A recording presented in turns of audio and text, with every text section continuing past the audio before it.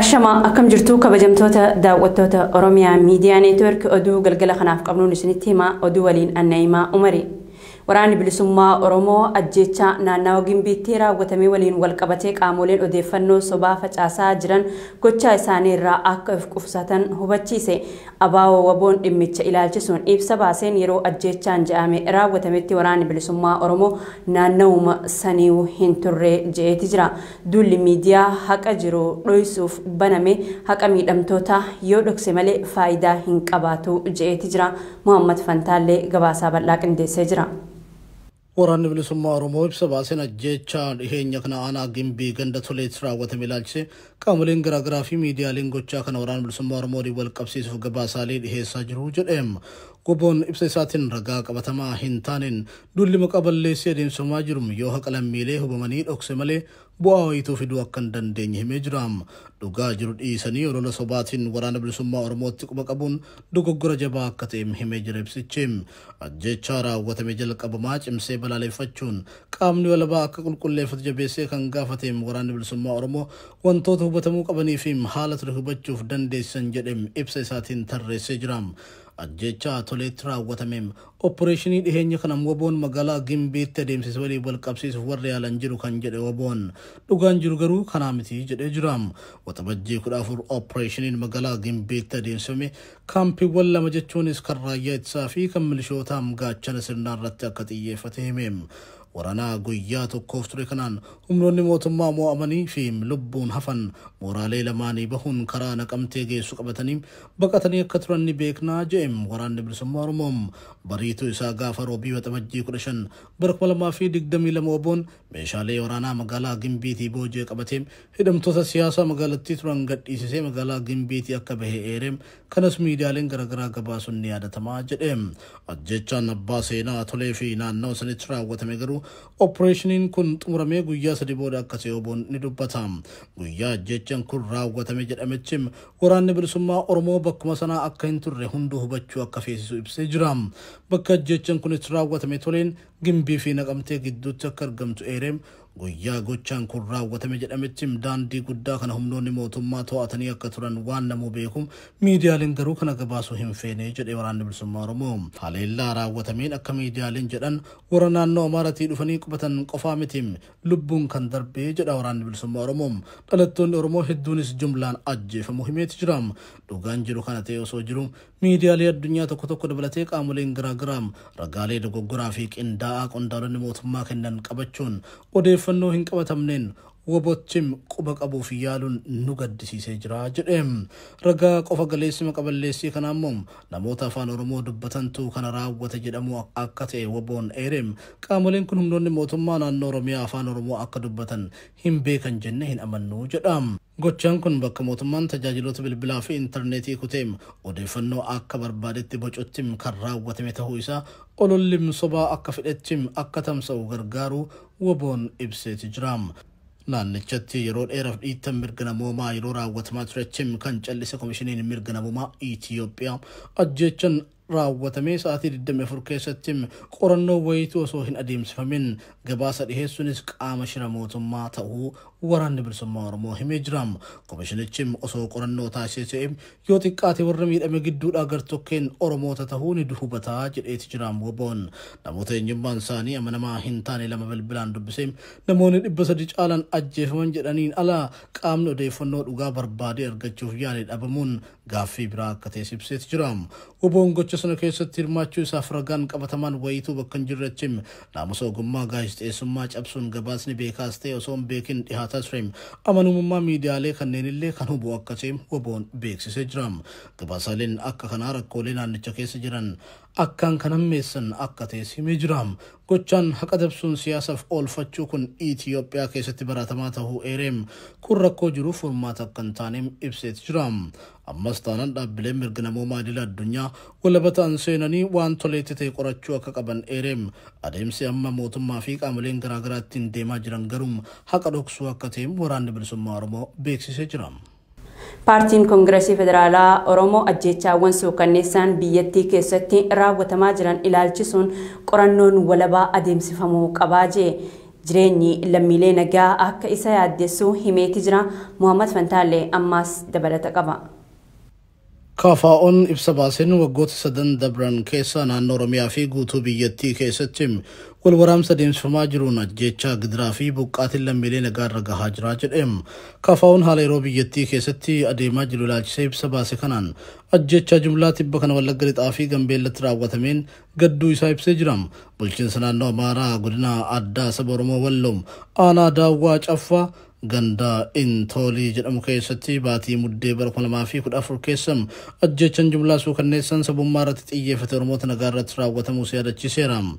Gochichim gochaa gara hammeenyaa akka ta'e himeeti jira. Ajjeechaan jumlaa kun hawaasa nagaa irratti kan xiyyeeffate ta'uu kan ibsu KFO'n waraanni qaamolee hidhatanii fi mootummaa gidduutti adeemsifamaa jiru rakkoo kanaaf sababa ta'eera jedha. Kongiresii Federaalawaa Oromoo lammiin biyyattii kamuu ajjeefamuu akka hin qabneef mootummaan nageenya lammiileef dursa kennuu qaba jedhee akka amanu himee jira. Waggoota 3 dabranii asitti haala adda ta'een naannoo Oromiyaa keessatti akkuma waliigalaatti ammoo Itoophiyaa keessatti wal waraansi fi walitti bu'iinsi mootummaa fi qaamolee adda addaa gidduutti geggeeffamaa jiraachuun isaa ajjeechaa hiraara fi buqqaatii lammiilee nagaatiif sababa ta'aa jira jedha KFO'n. Humnoonni zamachaa Minilik jedhamanii of waaman kan mootummaadhaan bobbaafamanii fi ajajaa mootummaa jala turan yeroo duguggaa sanyii uummata nagaa irratti raawwatan viidiyoon agarsiisu mul'achuu fi Komishinii Mirga Namoomatiin yakkichi raawwatamuun isaa mirkanaa'uu akka fakkeenyatti dhiheessetti jira. Raawwatamuun yakkoota akka kanaa humni aangoo mootummaa to'atee jiru seera kabachiisuu fi nageenya lammiilee eegsisuuf dirqama ijoo isaa ta'e baachuuf humna dhabaa akka jiru mul'isaa jedha. KFO'n dhiiga lammiilee nagaa dhangala'aa jiruun bu'aan siyaasaas ta'e injifannoon argamu gonkumaa hin jiru jedhee amana jechuun yakka lammiilee nagaa irratti raawwatamaa jiru kana qaamni walaba ta'e qoratee akka ifoomsus gaafatee jira. Waboon zoonii giddu galeessaa Salaalee keessa socho'uu tarkaanfii fudhateen humnoota mootummaa irratti hubaatii gahuu beeksise. Dubbi himaan waraana bilisummaa Oromoo Odaa Tarbii akka je'etti waboon zoonii giddu galeessaa Cibraan dhaloota Jaarsoo magaalaa Oosee Jaamutti kaampii waraanaa mootummaa irratti tarkaanfii fudhatee jira. Kanaanis loltoota mootummaa hedduun ajjeefamuu fi madaa'uu himaniiti jiru. Tarkaanfii dabalataa birootiin ammoo waboon aanaa sulultaa magaalaa Darbaatti haleellaa raawwateen hoggansa nageenyaa tokko dabalatee loltoota 3 ajjeesuun poolisoota 5 booji'uus Odaa Tarbii beeksiseeti jira. Oromiyaa kutaalee garagaraatti uummanni nagaa maqaa leenjii gaachana sirnaa jedhuun leenjii waraanaa waboo waliin godhamaa jiru irratti akka hirmaatu dirqisiifamaa akka jirutu dhagahame. Taatee kanaanis namoonni ajjeechaa fi balaa adda addaatiif saaxilamaa jiraachuutu himame dabalata qabna. Jiraattonni godinaalee waraanni bilisummaa Oromoo bal'inaan keessa socho'uu yaada OMN'if kennan humnootiin mootummaa gocha lammiilee nagaa balaa irra buusu dalagaa jiru. Namoota leenjii gaachana sirnaa jedhanii leenjisan leenjii loltummaa hin qabne waraana bilisummaa Oromoo waliin godhamutti oofuuf dirqisiisaa jiru jedhani. Kana malees qabata sakattaa waraana bilisummaa Oromoo jedhuun humnootiin nageenya jiraattota of fuuldura qabanii balaaf saaxilaa akka jiran himameeti jira.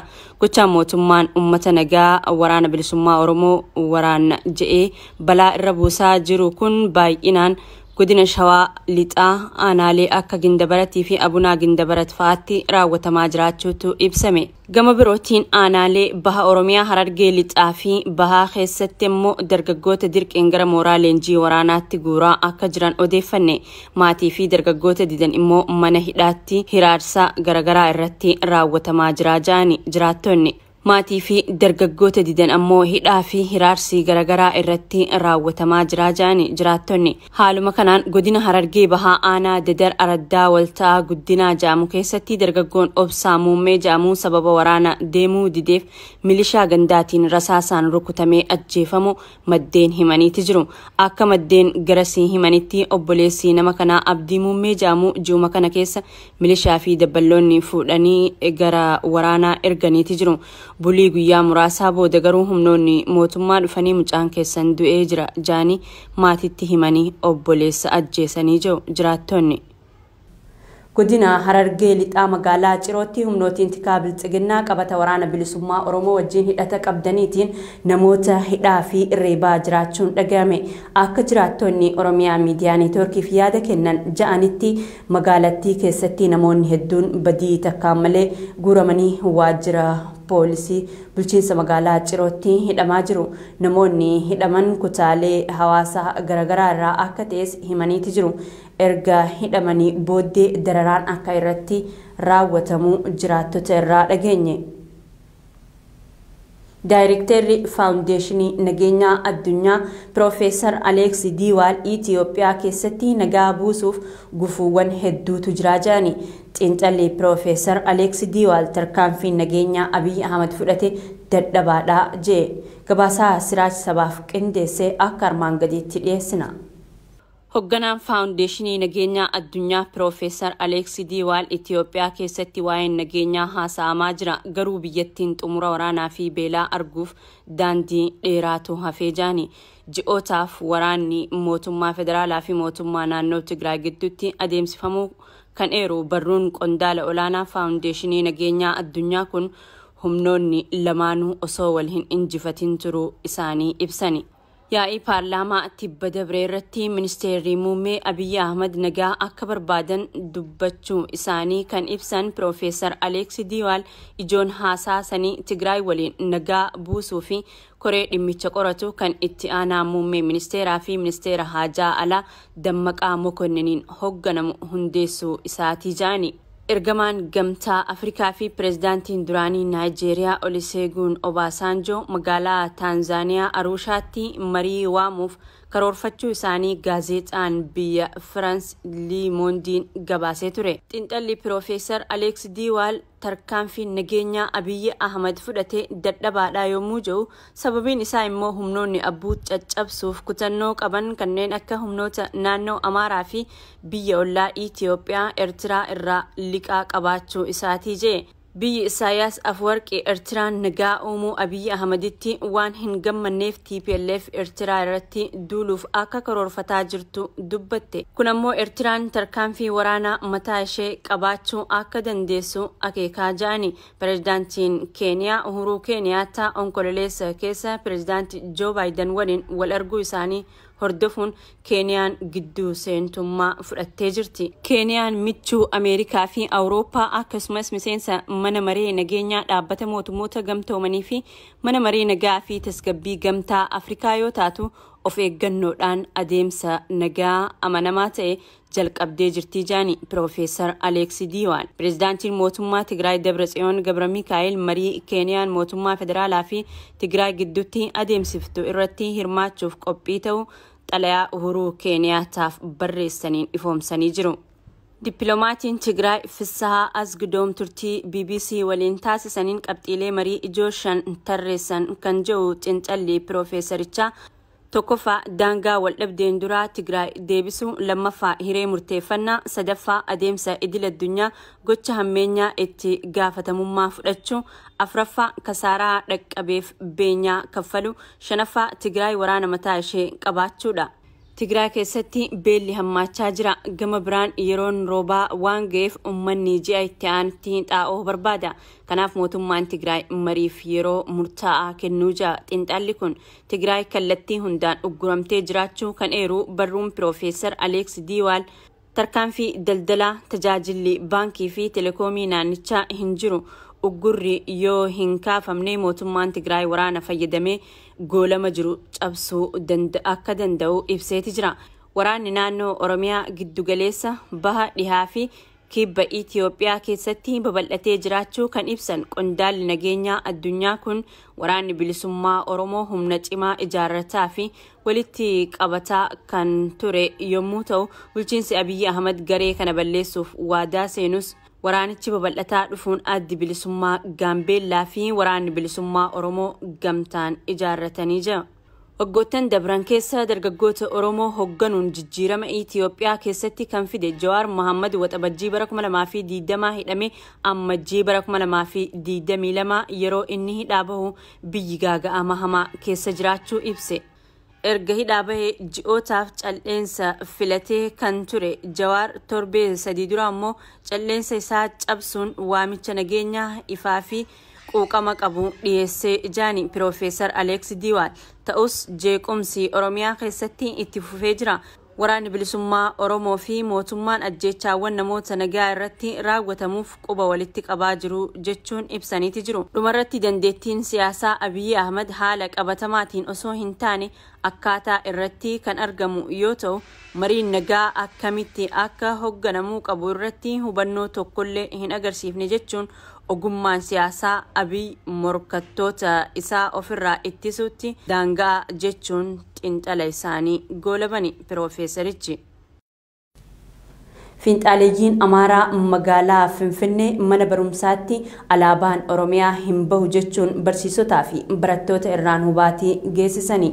Magaalaa Finfinnee kutaa magaalaa Eekkaatti kan argamu mana barumsaa Miyaaziyaa 23 jedhamutti alaabaan Oromiyaa hin dhaabbatu jechuun fiinxaaleeyyiin Amaaraa barsiisotaa fi barattoota irra haleellaa raawwachuun hubaatii irraan gahuun dhaga'ame.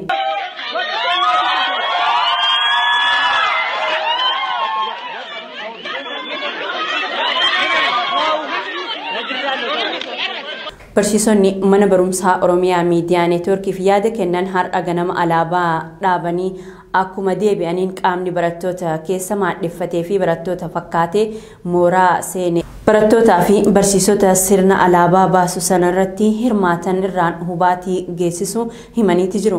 Qaamni gurmaa'ee barattoota fakkaatee socho'u kun caasaa mootummaas fayyadamaa akka jiru barsiisonni eeranii dura bu'aa itti aanaan mana barumsichaa alaabaan Oromiyaa mana barumsichaa keessatti hin dhaabbatu jechuun hokkaricha gurmeessaa akka ture himaniiti jiru. Fiinxaaleeyyiin Amaaraa kunneen alaabaa Oromiyaa akka jigsanii fi dareewwan barnoota afaan Oromoo irrattis haleellaa akka raawwatan barsiisonni dubbatanii jiru.